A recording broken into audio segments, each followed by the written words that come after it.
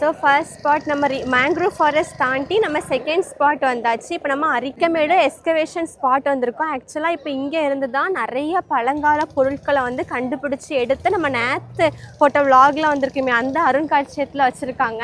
அந்த விலாக் நீங்கள் இன்னும் பார்க்கலன்னா சீக்கிரமாக பாருங்கள். இங்கேருந்து தான் அந்த முதுமக்கள் தாலி எல்லாமே எடுத்திருக்காங்க. ஸோ அந்த ஸ்பாட்டை நம்ம போய் பார்க்கலாம். 15 மினிட்ஸ் தான் டைம்.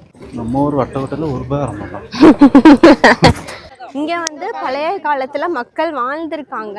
பட் இப்போ இங்கே யாருமே இல்லை. இப்போ இது ஃபுல் டூரிஸ்ட் ஸ்பாட் ஆகிடுச்சு. ஸோ அவங்க வாழ்ந்தப்போ அவங்க யூஸ் பண்ண திங்ஸ் வந்து இங்கே மண்ணுக்கடியில் இருந்திருக்குள்ள அதெல்லாம் எடுத்து தான் அங்கே அருங்காட்சியகத்தில் வச்சுருக்காங்க. ஸோ இந்த பிளேஸ் வந்து நமக்கு பழைய காலத்து கல்ச்சரை தெரிஞ்சுக்கிட்டதுக்கு ரொம்ப ஹெல்ப் பண்ணிருக்கு. பட் இப்போ இங்கே பெருசாக எதுவும் இல்லை. இங்கே வந்து ஆக்சுவலாக குட்டி குட்டி ஷாப்ஸ் இருக்குது. நமக்கு ஏதாவது சின்னதாக சாப்பிட வேணும்னா வாங்கிக்கலாம். பெரிய மக்கள் வருது பத்தியா.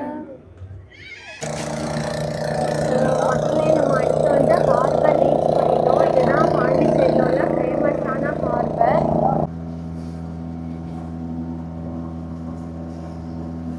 நம்ம இப்போ லேக் தாண்டி ஓஷன் வந்தாச்சு. இதுதான் நம்மளோட ரைடோட லாஸ்ட் பகுதி. இது வந்து ஓஷன் ரைட். உள்ள ரைட்லயே அட்வென்ச்சரஸான ரைடு இதுதான்.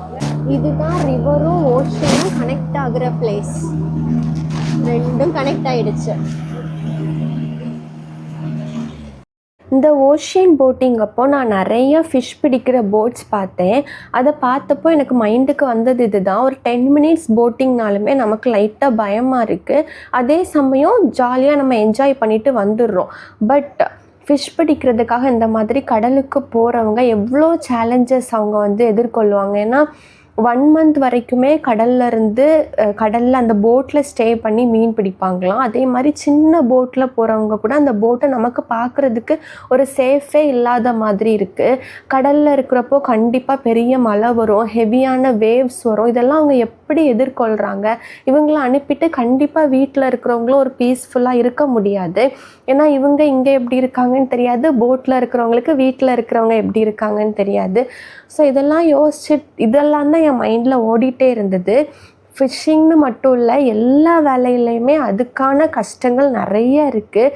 இப்படி பல கஷ்டத்தையும் தாண்டி தனக்காக ஃபேமிலிக்காக ஓடுற எல்லாருமே ரியல் ஹீரோஸ் தான். இதுதான் எக்ஸாக்டாக என் மைண்டில் ஓடிட்டு இருந்தது. இப்படி யோசிச்சுட்டு இருந்தப்போவே போட் யூ-டர்ன் போட்டு திரும்ப மேங்க்ரூவ் ஃபாரஸ்ட்டுக்கே வந்துடுச்சு. ஆக்சுவலாக இந்த மேங்க்ரூவ் ஃபாரஸ்ட்டில் எனக்கு ரொம்ப பிடிச்சது இந்த ட்ரீஸ் தான்.